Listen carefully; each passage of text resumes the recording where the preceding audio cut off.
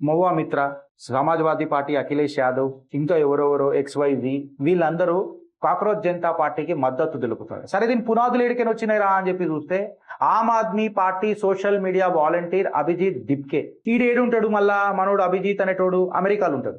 అమెరికాలో కూర్చొని నువ్వు భారతదేశంలో యొక్క చేంజ్ గురించి ఆలోచిస్తున్నావు అనంటే నీకు ఈ 15 మిలియన్ ఫాలోవర్లు వచ్చిన తర్వాత చేంజ్ గురించి ఆలోచిస్తున్నావా, నీ అకౌంట్లో చేంజ్ ఇవ్వడానికి ఆలోచిస్తున్నావా అనేది ఒక పెద్ద క్వశ్చన్ అవుతుందా కాదా? రేపు QR కోడ్ పెట్టి ఒక్కొక్కడు ₹1 వేసినా మనం దేశంలో పరివర్తన తీసుకురావచ్చు అని మాట్లాడంగానే మనం అందరం ఎడ్డలో ₹1 కొట్టినాం అనుకో, ₹1 కదరా పోయింది ఏముందని, ఆడికి ఒక్క రోజులో 15 మిలియన్లు వస్తాయి. నీకు నాకేమొస్తాయి అని అంటే ఇంకొక మోసం మిగులుతుంది. ఎందుకంటే నేనేమంటున్నా, digital dignity are the dignity of the youth is more important. I'm not denying that.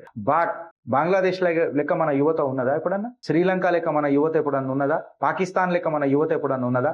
మన యువత ఎప్పుడు కూడా భారతావని చుట్టూ తిరిగింది. భారత్ సే బడకర్ కుచ్ భీ నహీ అని చెప్పి మాట్లాడింది. ఇది అసాంఘిక శక్తులకు ఒక అస్త్రం అవుతుంది ఫ్రెండ్స్. యువకుల యొక్క కోపం, ఈ డిజిటల్ యాంప్లిఫికేషన్ ఇది నేషనల్ రిస్క్ అవుతుంది ఫ్రెండ్స్. ఇది మీరు అర్థం చేసుకోండి.